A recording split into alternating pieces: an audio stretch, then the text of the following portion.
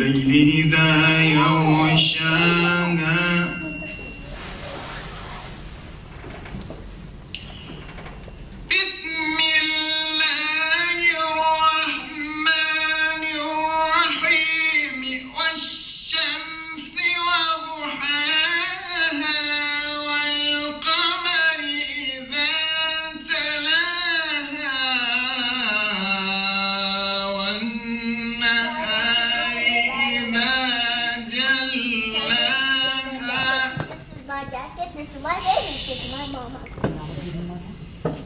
والليل إذا يغشاها والسماء وما بناها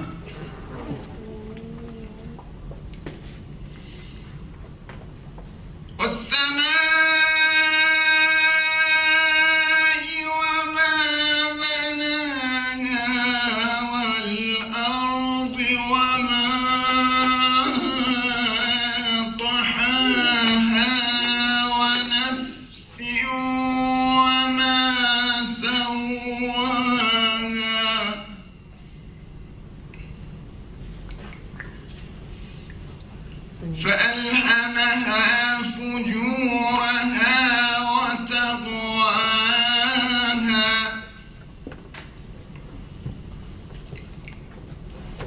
قد أفلح من زكاها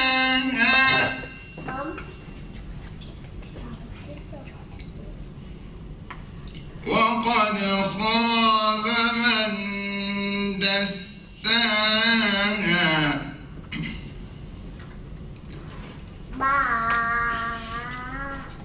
بسم الله الرحمن الرحيم والشمس وضحاها والقمر إذا تلاها والنهار إذا جلاها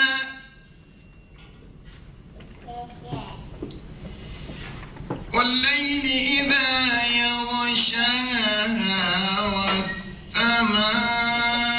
والسماء وما بناها والأرض وما طحاها ونفس وما سواها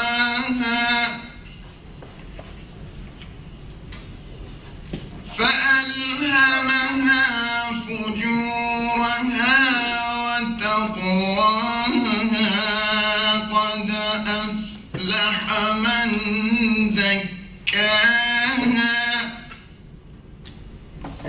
وقد خاب من دساها كذبت ثمود بطغواها صدق الله العلي العظيم.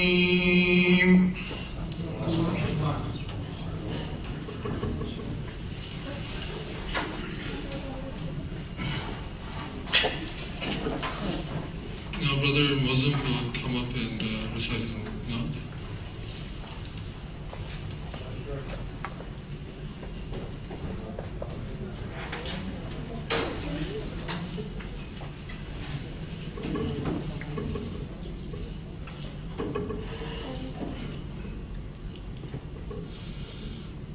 مولاي صل وسلم دائما أبدا على حبيبك خير الخلق كلهم مولاي صل وسلم دائما أبدا على حبيبك خير الخلق كلهم محمد سيد الكونين والثقلين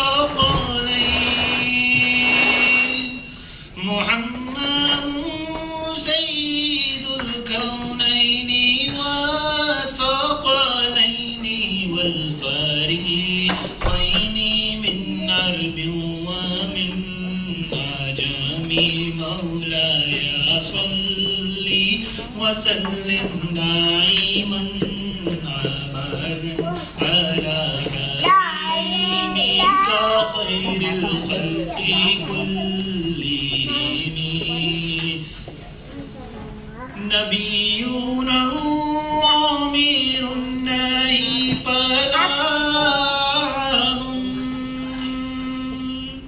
نبينا الضمير الناهي فلا أحد أبر في قولي لا منه ولا نعمي أبر في قولي لا منه ولا نعمي مولاي صل وسلم دائما أبدا على حبيبك خير الخلق كلهم هو الحبيب الذي ترجى شفاعته هو الحبيب الذي ترجى شفاعته لكل هول من اللوالي مقتحم مولاي صل وسلم دائما أبدا على حبيبك خير الخلق كلهم دعا إلى الله فالمستمسكون به دعا إلى الله فالمستمسكون به مستمسكون بحبل غير منفسم مستمسكون بحبل غير منفسم مولاي صل وسلم دائما أبدا على حبيبك خير الخلق كلهم فقد نبينا في خلق وفي خلق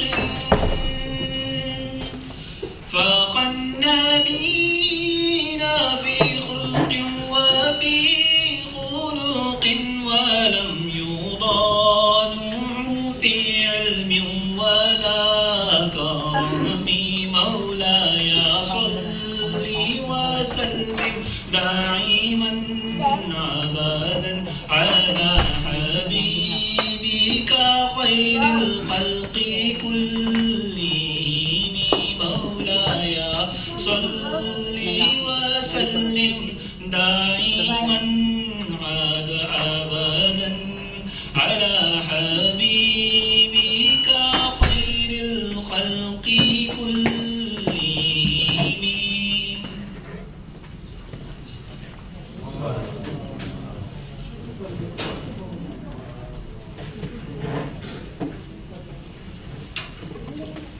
I request Brother Nyan come up and recite them. Not?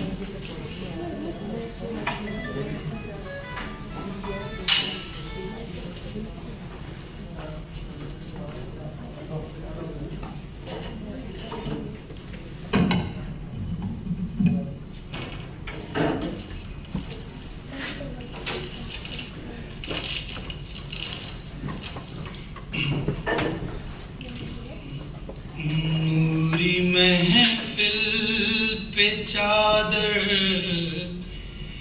تنی نور کی نور پھیلا ہوا آج کی رات ہے چاندنی میں ہے ڈوبے ہوئے دو جہاں کون جلوہ نما آج کی رات ہے فرش پر دھوم ہے عرش پر دھوم ہے بد نصیبی ہے اس کی جو محروم ہے، پھر ملے گی یہ شب کس کو معلوم ہے،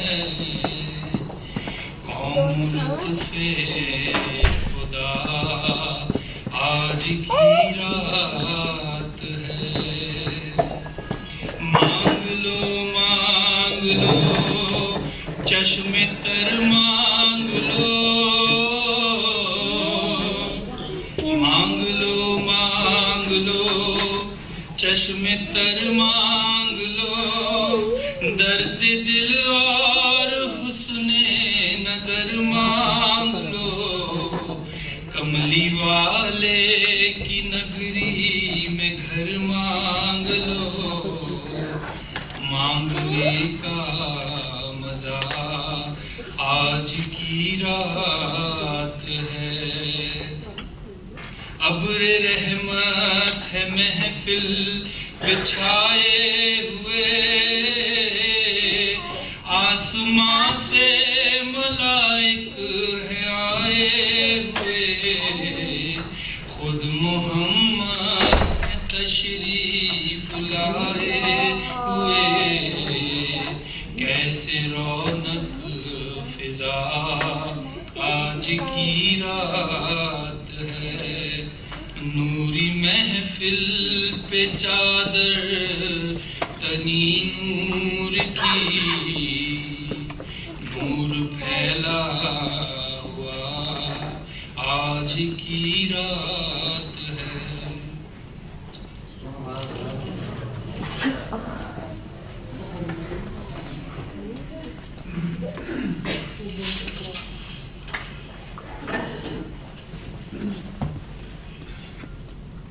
Today we have a very special speaker with us today. Dr. Qutb Sadiq has come to us from India. He is a very distinguished Muslim scholar. He is the Vice President of All India Muslim Personal Law Board, the highest Muslim body in India. He has a PhD in Arabic from Aligarh Muslim University and runs a chain of schools and colleges in Uttar Pradesh. Members of expert panel for Government of India National Commission for Minority Education Institutions. He has been extensively traveling as a distinguished speaker throughout Asia, Australia, Europe, America, etc. since 1970. Dr. Sadiq played a pivotal role in advocating interfaith unity at various levels in India and abroad. He is working directly and indirectly towards promotion of human rights and social services. Today he is here with us to speak to us about Islam and human values. And please help me welcome Dr. Qutb Sadiq. Allahumma salli ala Muhammad wa ali Muhammad. Allahumma salli ala Muhammad wa ali Muhammad.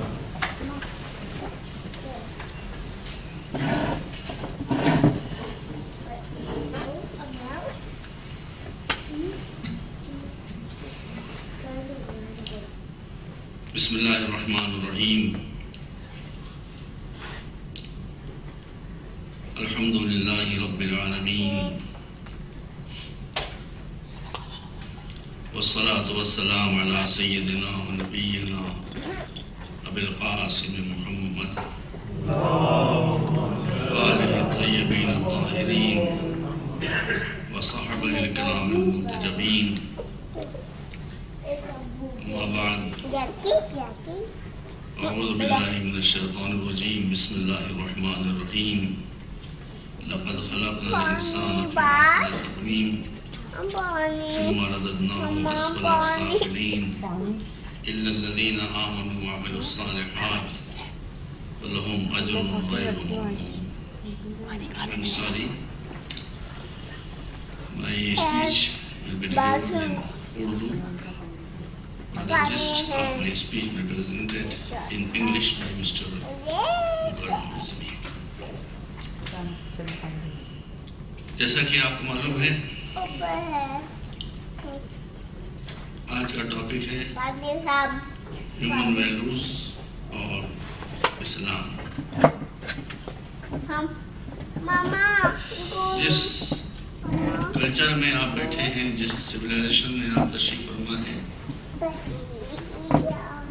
یہاں human values کے slogans بہت بلند کیے جاتے ہیں. میں اس پر کوئی criticism نہیں کرنا چاہتا. میں تو آپ کے فیکٹس اور فگرس ہیں وہ رکھ رہا ہوں. فیصلہ کرنا آپ کا کام ہے. میری اسپیچ میکسیمم 35 منٹس.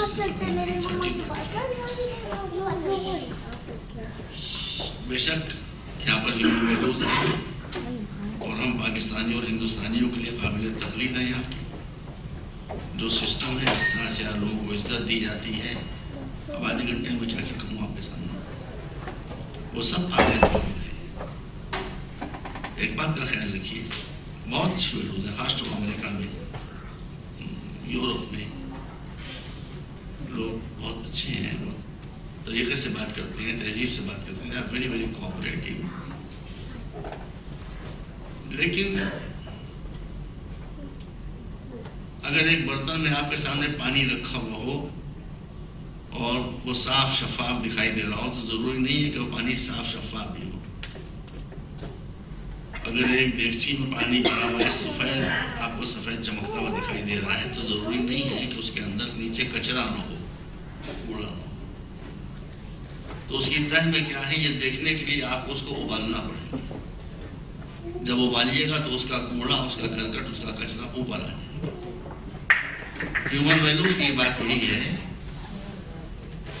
کہ ہمیں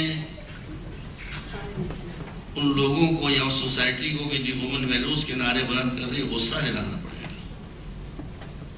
اور غصہ جب ان کو ابالے گا تب ہم دیکھیں گے کہ وہ ہیومن ویلیوز کا لحاظ رکھتے ہیں یا ہیومن ویلیوز کا لحاظ نہیں رکھتے. ہم ساری ٹو اسٹیٹ امریکہ سے امریکہ میں بہت اچھے ہیں، یورپ میں بہت اچھے ہیں. لیکن جب وہ عراق میں جاتے ہیں تو کیا کرتے ہیں؟ کیا کرتے ہیں؟ ابو غریب جیل میں کیا کیا انہوں نے؟ کتنے لاکھ آدمیوں کو مار دیا. افغانستان میں جاتے ہیں تو کیا کرتے ہیں؟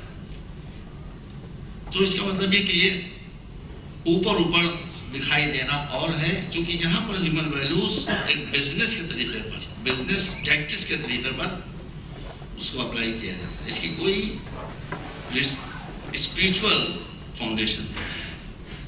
اسلام میں میں بتاتا ہوں بھی آپ کو جو ہیومن ویلیوز ہیں، اس کی اسپریچول فاؤنڈیشن. اس لیے آدمی کو غصہ آئے یا نہ آئے، امن کا زمانہ ہو یا جنگ کا زمانہ ہو، ان ہیومن ویلیوز کو چھوڑا نہیں جا سکتا. آپ آج مجھ سے کوشچن ضرور کریں، you are free to ask me question, you are most welcome. لیکن میں تقریباً آدھے گھنٹے میں 35 منٹ ختم کر دوں گا. میں نے آپ کے سامنے عرض کیا ہے کہ ویسٹرن پاورز اپنے ملک میں، اپنے گھر میں بہت اچھے اخلاق کا مظاہرہ کرتے ہیں، لیکن جب دوسروں پر حملہ کرتے ہیں تو کیا ہو جاتا ہے وہ آپ کی نظروں کے سامنے ہے. اسے میں کہنا نہیں چاہتا. آئیے ہم یہی دیکھے لیتے ہیں کہ جنگ کے میدان میں ویسٹرن رول کیا کہتا ہے اور اسلامک رول کیا. اگر آپ کو یہ دیکھنا ہے کہ جنگ کے میدان میں ویسٹرن اسٹریٹجی کیا ہوتی ہے، آپ کو سب یاد ہوگا. جب عراقی آرمی کویت سے بھاگ رہی تھی اور بصرے کے پاس سے گزر رہی تھی، بھاگتی ہوئی army, they were fleeing like anything. اس پر امریکن بامبرز نے کارپیٹ بامبنگ کی تھی and within minutes 75,000 soldiers were killed. اس بات کو یاد رکھیے. ابو غریب جیل میں کیا کیا ہوا انوسنٹ سٹیزن کے اوپر، یہ سب آپ کی نظروں کے سامنے. آج افغانستان میں بامبنگ ہو رہی ہے، سویلینس مارے جا رہے ہیں، بچے مارے جا رہے ہیں، عورتیں ماری جا رہی ہیں، سب آپ کی نظروں کے سامنے. بہت اچھی یہاں پر باتیں ہیں، لیکن یہ کہ خدا نخواستہ کہ یہ لوگ کسی سے ناراض ہو جائیں تو پہلا حربہ ہی ہوتا ہے امبارگو. پہلا حملہ ہوتا ہے سینکشنز. اب اس کے مقابلے میں آپ صرف اسلام کا جو کوڈ آف کنڈکٹ ہے وار میں، وہ میں آپ کے سامنے پیش کرتا ہوں. پہلا جو مسکنسیپشن ہے وہ یہ ہے کہ جہاد اسلام میں وارفیئر کو نہیں کہتے ہیں.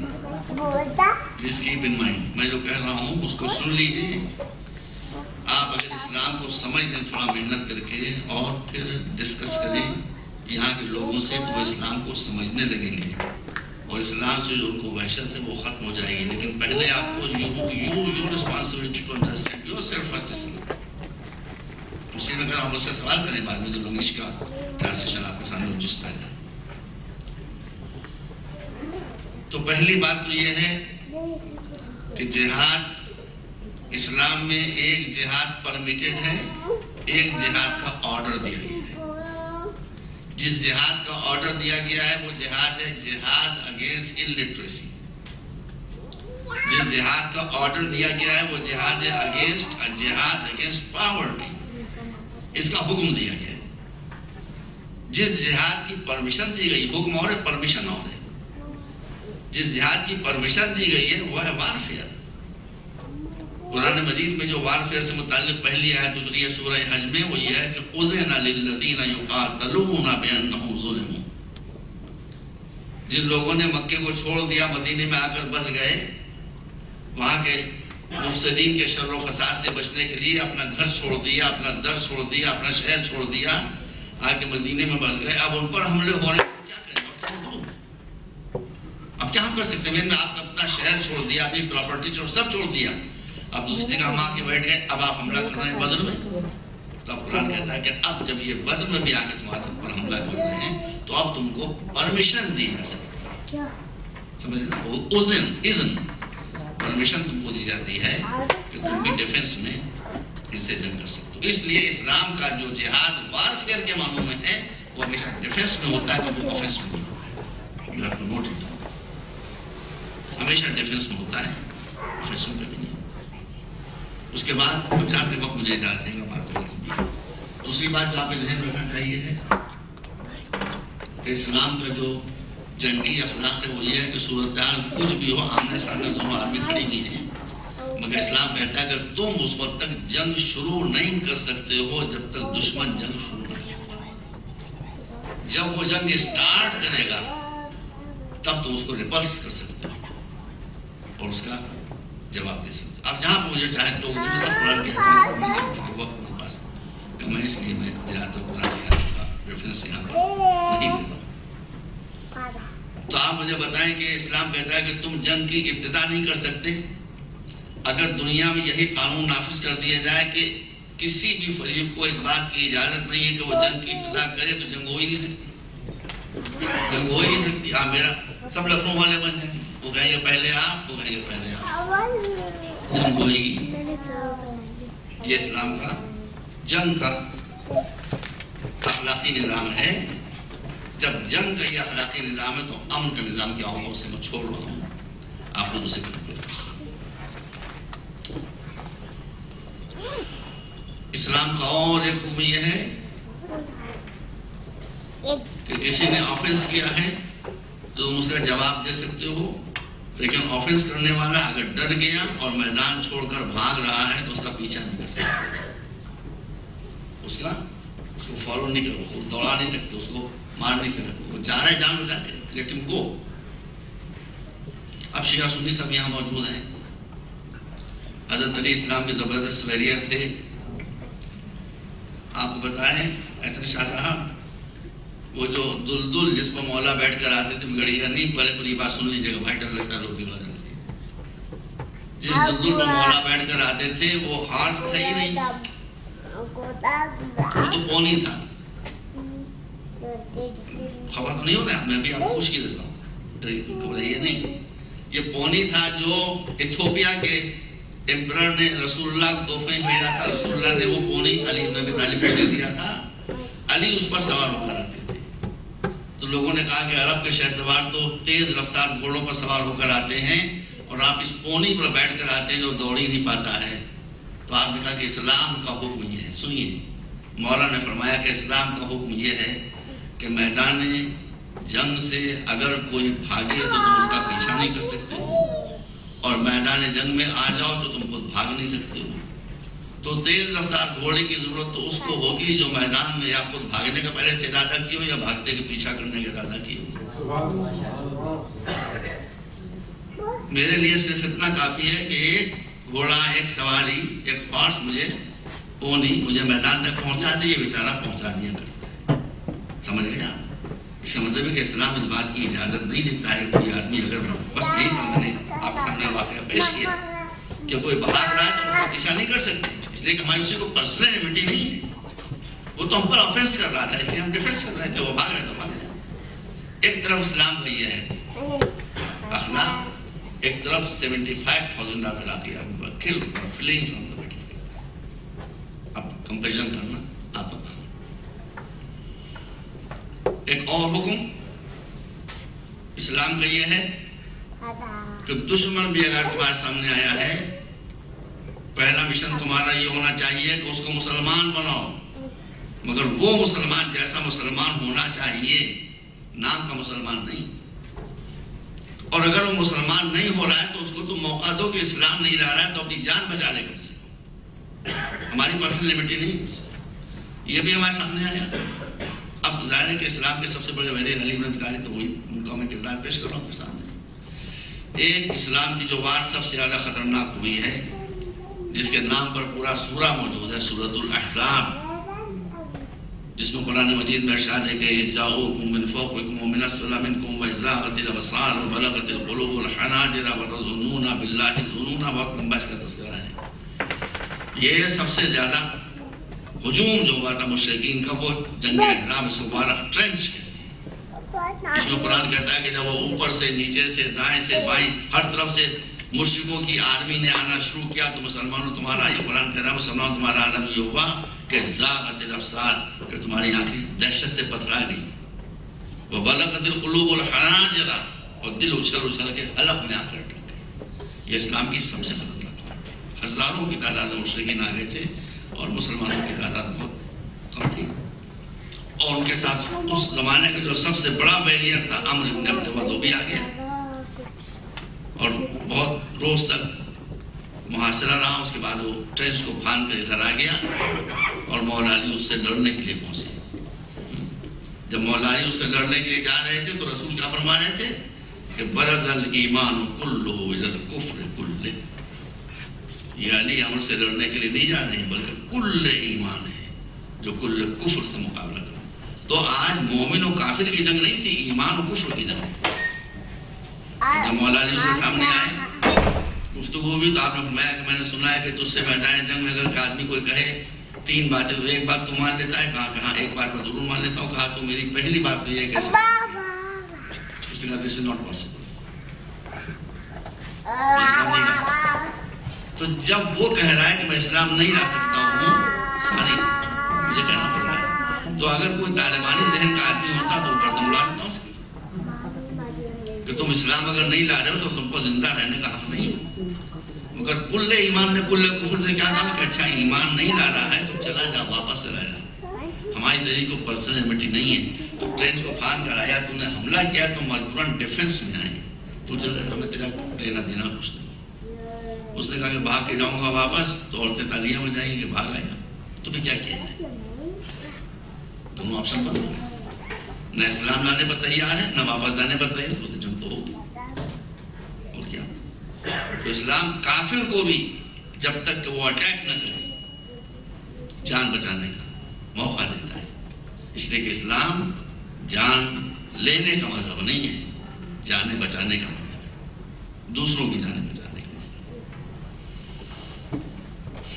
اس کے بعد اسلام کہتا ہے، اب یہاں آیت پڑھنا ضروری ہے، کہ اگر عین جنگ کے میدان میں مشرکوں کو وہ سپاہی تم سے کہتا ہے کہ ہم اسلام کو سمجھنا چاہتے ہیں، give him a chance، اس کو قتل نہ کرو، اس کو اپنا مہمان بنا کر لے آؤ، اپنے پاس رکھو. ارشاد اللہ قرآن میں کہ وَإِنْ أَحَدٌ مِّنَ الْمُشْرِكِينَ اسْتَجَارَكَ فَأَجِرْهُ حَتَّى يَسْمَعَ كَلَامَ اللَّهِ ثُمَّ أَبْلِغْهُ مَأْمَنًا. سورۃ توبہ میں ارشاد کہ اگر عین میدان جنگ میں کوئی مشرک تم سے پناہ مانگتا ہے، ریفیوز تمہاری چاہتا ہے، تمہارے پناہ میں آنا چاہتا ہے کہ ہم اسلام کو سمجھنا چاہتے ہیں. سنیے، ہم اسلام کو سمجھنا چاہتے ہیں تو اس کو لے کر آؤ، اس کو اپنا مہمان بناؤ. جس کا خون بہانے گئے تھے اسے کھانا کھلاؤ، اسے پانی پلاؤ، اس کی خاطر کرو، اس کا دل جیتنے کی کوشش کرو. جتنا ٹائم وہ مانگے اتنا ٹائم دو. اگر اتنے ٹائم کے اندر اندر وہ اسلام قبول کیے لیتا وہ تمہارا بھائی ہے. اگر اسلام قبول نہیں کرتا تب بھی تم اسے قتل نہیں کر سکتے. اب منا تو وہ تمہارا دشمن ہے، مشرک ہے، مگر اس کو ایسی جگہ پہنچا دو جہاں اس کی لائف سیکور رہے. اسی پر عمل کیا حضور نے. ایک مشرک نے پناہ مانگی، مسلمان جو سپاہی تھے وہ لے کر اسے رسول کے پاس آئے کہ پناہ مانگ. کہاں ٹھیک ہے ہم اس کو ریفیوز دیں گے. رسول نے اس سے پوچھا کتنے مہینے کا ٹائم تم کو چاہیے اسلام سمجھنے کے لیے؟ کتنے مہینے کا ٹائم چاہیے؟ 4 مہینے کا. اس نے کہا 4 مہینے نہیں 8 مہینے. آپ نے کہا 8 مہینے کا ٹائم. اسلام سمجھو. اگر اسلام سمجھ میں آتا ہے تو مسلمان ہو جاؤ. اگر اسلام سمجھ میں نہیں آتا ہے تو ہم تم کو، چونکہ تم ڈیزرٹ کر کے اپنی آرمی آئے ہو، اب ان کی نظر میں تم دشمن ہو چکے ہو، وہ تمہارے قدر کے پیچھے ہوں گے. ہماری ڈیوٹی کہ ہم تم کو ایسی جگہ پہنچا دیں کہ تاکہ تمہاری جان سیکور. دیکھ رہے ہیں میدان جنگ میں اسلام کو اس بات کی فکر ہے کہ انسان کا خون نہ بہنے پائے، چاہے وہ ہمارا دشمن. ایک حکم اور ہے، اگر ایک طرف اسلام کا سپاہی ہے اور ایک طرف شرک کا سپاہی ہے، جنگ ہو رہی ہے، مسلمان سپاہی غالب آ گیا، اب وہ اس کو قتل کرنے کے لیے اس کے سینے پر سوار ہے کہ اب اسے قتل کرے اسی عالم میں. ارے بھائی ڈر کے صحیح اس نے کہہ دیا السلام علیکم. اس نے اگر فقط اسلامی طریقے سے سلام کر لیا، لا الہ الا اللہ نہیں کہا، محمد رسول اللہ نہیں کہا، صرف اسلامی طریقے سے سلام کر لیا الٹا سیدھا، بس اس سے اس کے لیے بھی قرآن نے بتایا وَلَا تَقُولُوا لِمَنْ أَلْقَىٰ إِلَيْكُمُ السَّلَامَ لَسْتَ مُؤْمِنًا. اگر کوئی دشمن تمہارا مشرک کافر جنگ کے میدان میں تم کو سلام اسلامی طریقے سے سلام کر لے بس تو اس کو مسلمان سمجھو، اس لیے کہ اس نے اسلامی طریقے سے سلام کر لیا. یہ واقعہ ہوا تھا اس ذیل میں آج بھی میدان جنگ میں یہی ہوا تھا کہ ایک صحابی کے سامنے، مقدس صحابی کے سامنے ایک مشرک آ گیا. انہوں نے تلوار اٹھائی، اس نے کہا السلام علیکم. انہوں نے اس کے سر پر تلوار کا وار کر دیا. رسول کو خبر بلایا، جو تم نے قتل کیا اس کو؟ جب اس نے سلام کر لیا تھا اسلامی طریقے تم نے قتل کیوں کیا؟ کہا حضور اس نے تو تلوار کی دہشت سے اسلامی طریقے سے سلام کیا. تو حضور نے فرمایا کہ کیا تم نے اس کا دل چیر کے دیکھا؟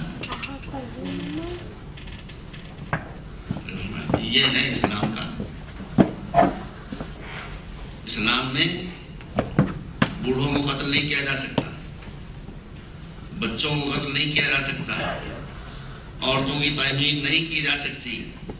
جو لوگ عبادت گاہوں میں بیٹھے ہوئے ہیں، چاہے مندروں میں بیٹھے ہوں، چاہے چرچز میں بیٹھے ہوں، چاہے سینیگاگز میں بیٹھے ہوں، خلاصہ ہے کہ جو جنگ کے میدان سے الگ ہیں انہیں قتل نہیں کیا جا سکتا. میں نے آپ کے سامنے عرض کیا کہ امریکہ جب ناراض ہوتا ہے پہلا کام کیا ہوتا ہے؟ سینکشن ہوتا ہے کہ نہیں ہوتا ہے؟ امبارگو. جنگ خیبر بھی اسلام کی بڑی سخت جنگ تھی. جیوز قلعے کے اندر جا کر پناہ گیر ہو گئے تو مسلمان صحابہ کرام نے جا کر ان کو گھیر لیا چاروں طرف سے، وہ قلعہ فتح نہیں ہو رہا تھا.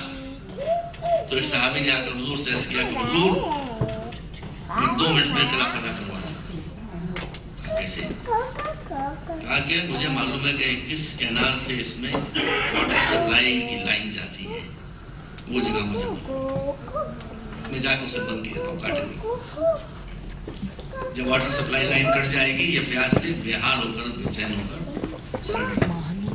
رسول نے کہا، رسول نے فرمایا، سنیے آپ حضرات، رسول نے فرمایا کہ قیامت کے دن تک یہ قلعہ فتح نہ ہو یہ مجھے منظور ہے، لیکن انسان کو میں پیاسا رکھوں یہ میرے لیے. بیٹا بار نہیں اب نہیں دکھا دیکھ لیا. ابھی اور باتیں تھیں مجھے یہاں پر روک رہا ہوں. امریکن فوجیں جب بغداد میں داخل ہوئی ہیں کتنے بے گناہ مارے گئے، کتنے بے گناہ مارے گئے. 1 million 10 लाख بے گناہ آدمی مارے گئے. نا بھائی یہ تو کوئی 200 برس پرانی بات ہو رہی ہے. آج سب یہ آپ پاس انفارمیشن موجود ہے. امریکن فوجیں عربی ان کی لڑائی جو ہوئی ہے وہ امریکہ تو نہیں, وہ تو جو قصہ ہے آپ کو معلوم ہے. 1 million innocent people were killed by American fighter bombers. کیوں؟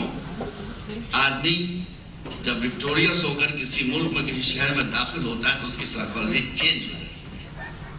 وہ اتنا پراؤڈی ہو جاتا ہے, وہ اتنا گھمنڈی ہو جاتا ہے کہ انسانوں کی جانوں کی اس کی نظروں کی ہر جگہ یہی ہوتا ہے, ہر جگہ یہی ہوتا ہے. اس میں اگر آپ کو ایکسیپشن ملے گا تو ایک کہ جب حضور مکے میں وکٹوریس بن کر داخل ہو رہے ہیں, سن 6 ہجری میں صلح حدیبیہ ہوئی ہے, اور سن 8 ہجری میں 2 سال کے بعد جب حضور اپنے صحابہ کرام کے ساتھ مکے میں داخل ہو رہے تھے صلح حدیبیہ کے. دیکھیے بات آپ یاد رکھیے, میں بھی مجلس یہ تقریر دل سے کروں گا, جو میں چاہتا ہوں کاش میری زندگی میں وہ نظر آ جائے. آپ سمجھتے ہیں کہ تلوار میں بہت طاقت ہوتی ہے, آپ سمجھتے ہیں کہ بام میں بہت طاقت ہوتی ہے. دنیا کی سب سے بڑی طاقت حسن اخلاق میں, دنیا کی سب سے بڑی طاقت محبت, اس کو آزمائیے. دنیا کی سب سے بڑی طاقت پیار, دنیا کی سب سے بڑی طاقت کسی کے کام آ جانے. آپ سب الحمدللہ مسلمان سب جانتے ہیں, یہ آپ سب بتائیے لوگوں کو اسلام کو سمجھیے خدا کے لیے, تو اسلام کو چھوڑ دیجیے, نو پرابلم. اگر آپ مسلمان ہیں تو پہلے آپ اسلام کو سمجھیے, اس کے بعد آپ ان لوگوں سے پرائیویٹ ڈسکشن میں اسلام کو بتائیے. مگر وہ کافی نہیں ہوگا جب تک کہ اسلامک ویلیوز کو آپ اپنے کردار میں ٹرانسلیٹ نہیں کریں. آگے مجھے کچھ کہنا چاہتا. تو امریکن جب عراق میں داخل ہوتے ہیں تو 1 ملین لوگوں کو, بے خطا لوگوں کو قتل کر دیتے ہیں. حالانکہ عراقیوں نے امریکنز کا کچھ نہیں بگاڑا. کیا بگاڑا تھا بھائی؟ عراق کی جو جنگ ہو رہی تھی کویت سے ہوئی تھی, ایران سے ہوئی تھی, امریکہ سے کیا تھا؟ کوئی تعلق نہیں. حضور جو بات میں کر رہا تھا کہ صلح حدیبیہ کے موقع پر جب حضور صحابہ کرام کے ساتھ جا رہے تھے تو صحابہ کرام کتنے تھے؟ 1200 کل 1200. اور رسول نے جب دب کر شروع کر لی. یہ دب کر شروع کیوں کی تھی؟ اس میں بہت ویژن تھا. ویژن یہ تھا کہ مسلمانوں کی اور حضور کے بارے میں مشرکین مکہ کی کا برین واش کر دیا گیا تھا. ان کو ڈرا دیا گیا تھا, ان کو دہلا دیا گیا تھا کہ بڑے خونی ہیں, بڑے ظالم ہیں, ان کے مزاج میں مرسی تو ہے ہی نہیں, ان کے مزاج میں رحم تو ہے ہی نہیں. یہ پکچر بنا دی تھی.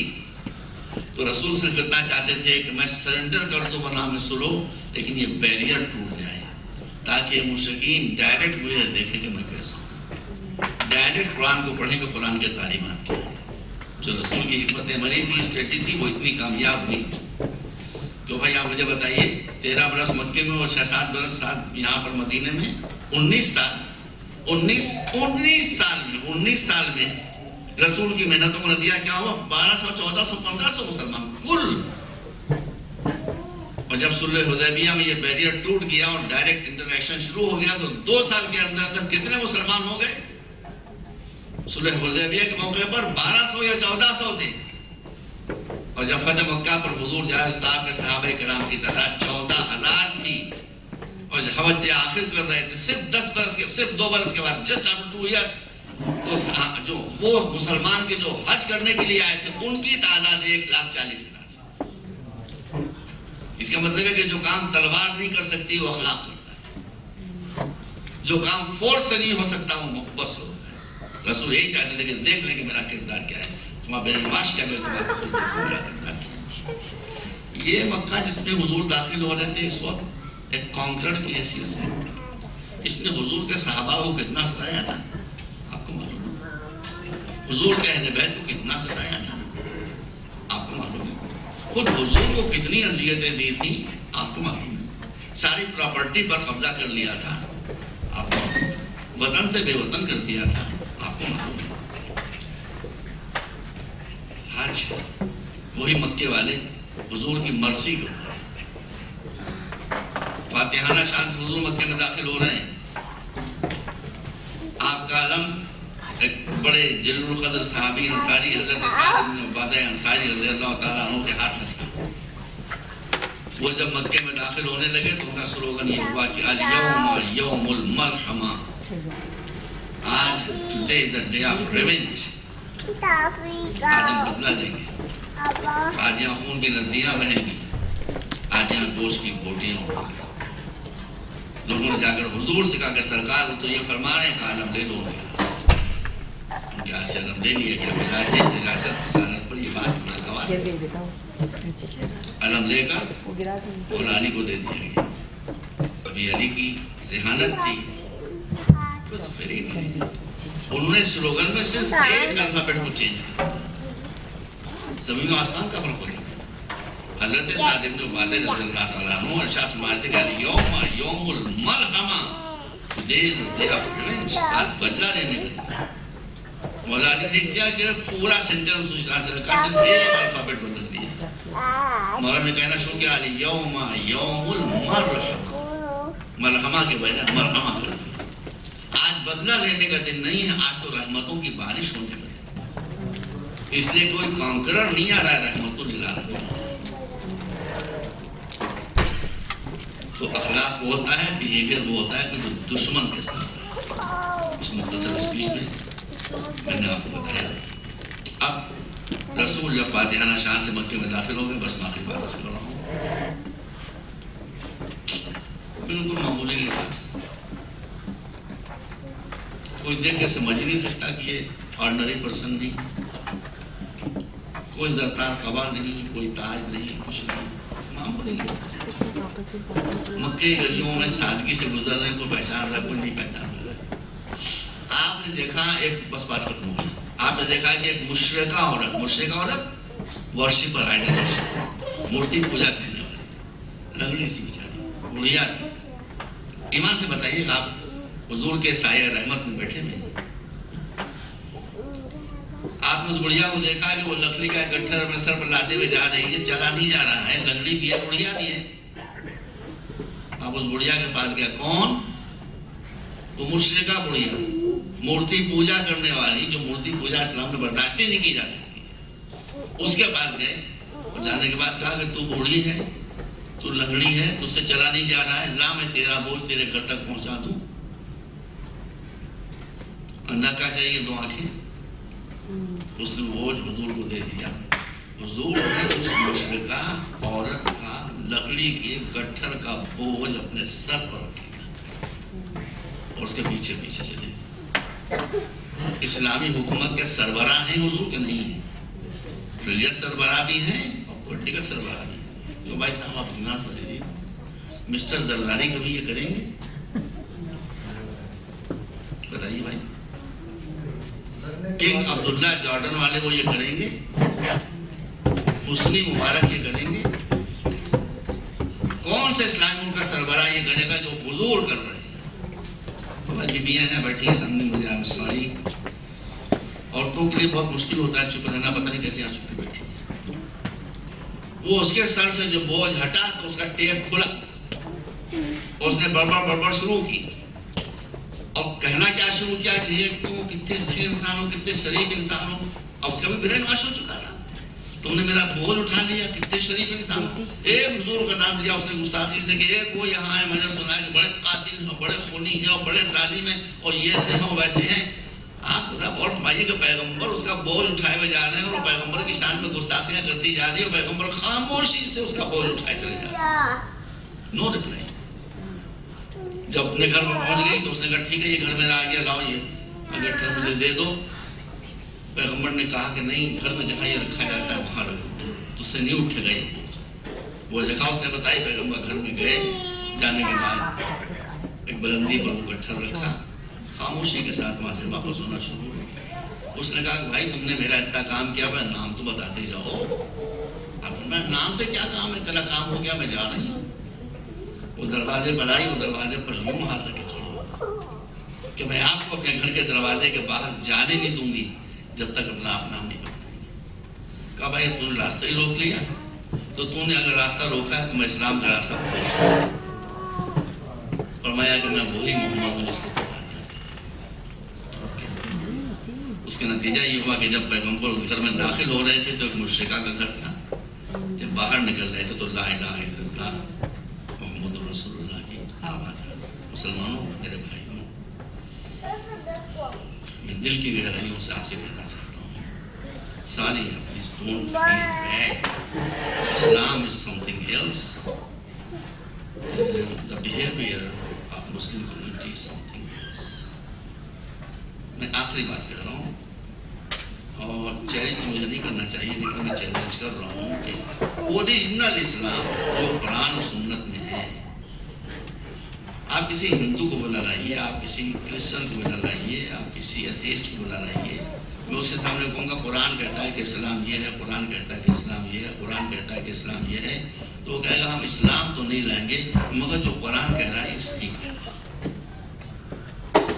اسلام نے کوئی بات، قرآن نے کوئی ایسی بات کہی نہیں ہے، کہی ہی نہیں ہے کہ جس کو کوئی سمجھدار انسان ایکسیپٹ کرنے پر تیار۔ یہ مسلمانوں کا بیہیویئر ہے کہ دنیا کو اسلام سے دور کرے۔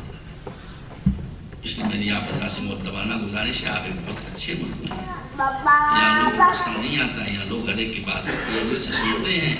اگر آپ اسلام کی تصویر بن جائیں اور اسلام کو سمجھنے اور اسلام کا پیغام اپنی زبان اور کردار سے پہنچائیں، ممکن ہے یہاں کبھی چینج ہو جائے۔ وآخر دعوانا